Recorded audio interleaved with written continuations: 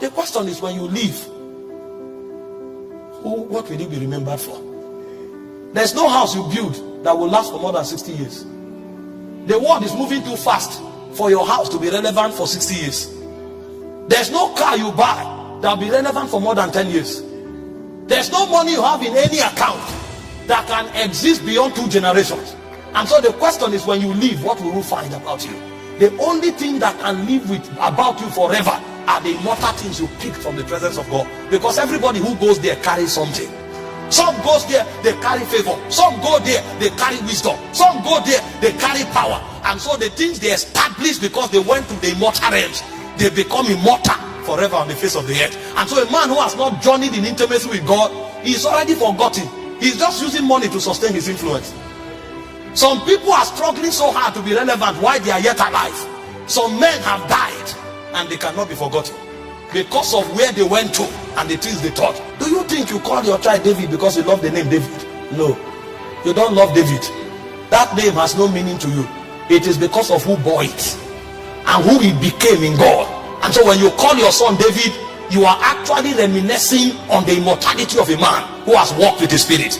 So men become eternally relevant because they walk with the Spirit. This is a man who wandered around with women, but suddenly he saw a spirit and he started walking with that spirit. And forever and ever, generations to come will be honored to name themselves after his order, because he has seen something that is eternal. Abraham was in the hall of the Chaldees until he encountered that spirit. And when he met that spirit, forever and ever, you and I became the children of Abraham. Somebody may be making 1 million a month, 10 million a month, 20 million a month, and he said, I am doing well. And then they look at you from Zion, they say, you've never come here. How come? How come we've never seen you? If we don't see you and you don't come here, how can you now attach purpose to the money you have? The money you have will now become the basis of your condemnation. Because when you go to where they whisper to the souls of men, they will tell you it is not about the money, it's about the purpose of that money. And you can never have an understanding of that purpose with your brain. It will be shown to you. And so the first true benefit of prayer is that in prayer, men are invited to walk with God.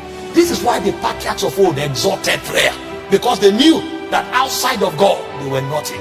And because they now know God forever and ever, their names will never be forgotten. Did you not read about Elijah? Elijah had to be invited to the earth 4 times. God said, no, you have known the glory too much for us to let you go. So you will not die. We will preserve you for another generation. They said the spirit of Elijah came back. And after the spirit of Elijah came back, the 2 witnesses will still come back.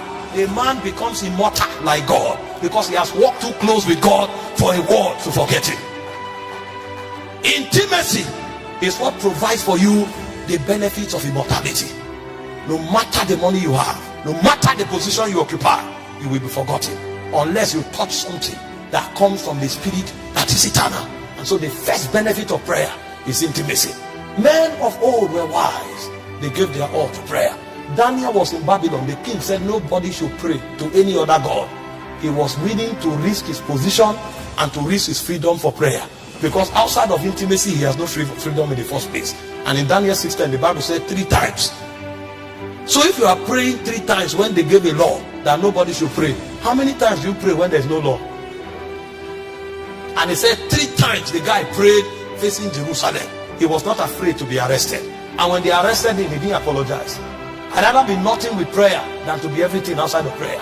Because with prayer I have God, outside of prayer I have nothing. These men knew these things and they were willing to give their lives for it. And so the first benefit of prayer is a walk with God. And the reason is simple. Your walk with God makes you immortal. Every other thing you touch will ebb away with time, but the things you pick from the realm of God, they will outlive you.